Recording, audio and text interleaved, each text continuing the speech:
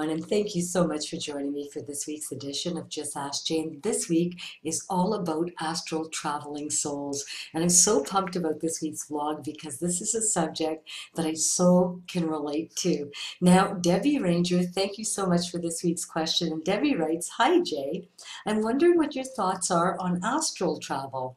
My youngest sister Lisa passed away last February after a short illness of cancer, and she was really spiritual, read a lot about the subject, and was always willing to share her beliefs so that others can have hope that there was more. During the last few days here, as I sat beside her in the hospital, I joked with her that she was lying there so still that she must have been astral traveling, and I was going to pull her back down here so that we can keep her a little bit longer. Is it possible that she was really having short visits to the other side?" Now, thank you so much, Debbie, and I'm so sorry for the loss of your little sister, but I'm going to tell you, yes, it's very possible that your sister was traveling outside of her body at the time that she was in this state.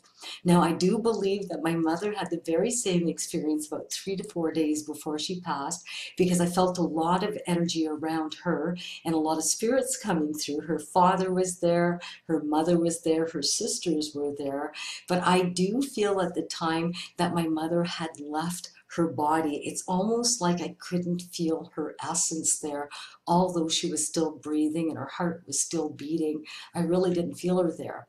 Now, for those of you who are asking, Jay, what the heck is astral travel? What is astral projection or out-of-body experiences? Well, all of those three things are all related to one, and that's exactly what we're talking about here today, is astral traveling. Now, when we do that, we're definitely in a state of sleep, and we have to be asleep to be able to do that. Some people do achieve that through drug-induced states as well, and I do believe that people that are drug near end of life can also experience these things. And it doesn't necessarily mean that they're having a near-death experience, because near-death experiences are much different, and you don't have any body function. Your heart has stopped, your lungs have stopped, everything is stopped for you to be able to leave, your soul from your body for that transition to the other side. Now, when we're talking about out-of-body experience, you're very much alive and you're in a sleep state. And the sleep state is where you're very, very asleep, very relaxed, in a beautiful state of sleep, but your mind is still aware. There's still a consciousness around that, even though you're physically sleeping. And so what's interesting about that is often with out-of-body experiences, you'll have what's called sleep paralysis, which accompanies that kind of experience. And it's not all the time that this happens, but it has happened to those that have experienced out-of-body experiences. Now, sleep paralysis is a state of sleep, again, where the body's asleep, the mind is still aware, and it's quite frightening to be like that, because some people have experienced feeling as if they're pinned down by something or somebody, or that they're paralyzed and they can't move, they can't talk, they can't scream, so they feel like they're being controlled, but in fact, it's just the way the body is feeling, and it's the state of sleep that they're in. So not all out-of-body experiences will go through that episode, but sometimes it does accompany that, so it gets quite frightful, and some people may be so fearful and wake up as to not experience the full out-of-body that they were going to have.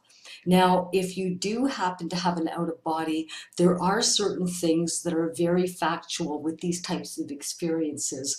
And one would be what you're hearing at the time your body is astrally projecting outwards. So when we talk about that, out-of-body experience is really a form of telepathy that assures, an existence of a soul or another consciousness. And really, when you think about it, your astral body is separating from your physical body, and it leaves.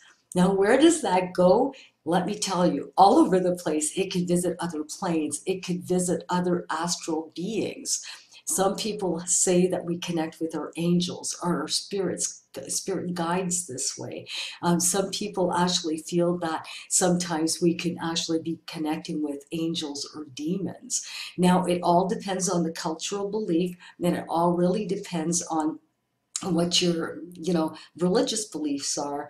But my belief, and this is my belief, and I don't expect anyone to believe what I do, but my belief is that it's a safe and beautiful experience. It took me a long time because I started having these when I was 4, and I was extremely afraid of them. It terrified me.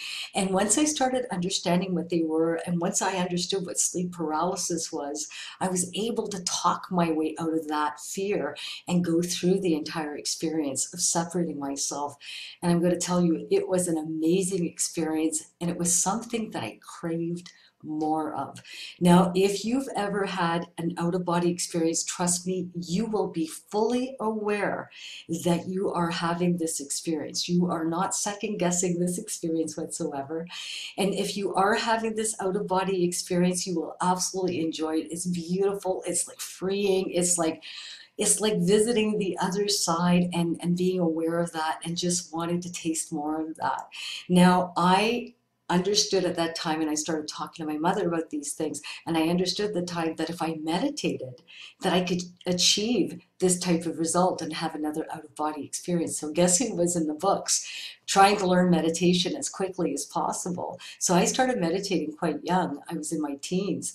But I'm going to tell you, it didn't help me because I was not able to relax or focus. So for those of you who have a busy mind like I do, you may want to invest in a really good hypnotherapy CD on anxiety, and you're going to want to listen to that and listen to that and listen to that until it's a bad habit, because you're going to want to learn that so that you can relax your entire body to have this experience. It's going to be worth it, because once you're able to train your body to have this experience and actually meditate and relax your body and focus, it's really quite rewarding and quite a beautiful experience. Now, some people have asked me, Jay, is it dangerous? I don't think it's dangerous. I've never had a bad experience with out-of-body experiences other than being fearful. And being fearful because I wasn't able to let go, or I was experiencing sleep paralysis. So in those cases, those were difficult for me to get over, and actually to the point where I didn't want to go to sleep at night in some cases because I didn't understand, what was going on. So good idea to go out there and read about the subject. I have also put a little link at the bottom of this blog so that you could take a look to see what the actual definition is, so that you'll be able to understand it based on your cultural or religious beliefs. So I find that really, really important for you to do that. Now, for those of you who asked, has anyone ever died of an out-of-body experience, I would think that that out-of-body would become now a near-death experience where we no longer have function, and of course the soul leaves the body. It would not be the astral soul. So astral soul still means that it's connected here to this body. A lot of people believe in this cord that's connected between the astral soul and the physical body. However, in a near-death experience, it's when that is severed and the body stays behind. We no longer need it, and the soul progresses and transfers and goes to the other side and transforms to what it needs to do, and those types of experiences. I want to thank you so much, Debbie, for this great question, and for allowing me the chance to express my experiences with all of you. Now, don't be afraid of this. It's a really natural type of occurrence. And with those of us out there who don't know what these feel like, and you've had this experience, it can be very frightening. But you know what? Go check it out. Don't be so afraid the next time you have it. And you'll see, as you're aware of these things, you'll be able to talk your way out of the frightening types of experiences to have a really fulfilling experience. If you have any other questions, please don't be afraid. I've had so many people write to me privately and say, I'm so afraid to put myself out there.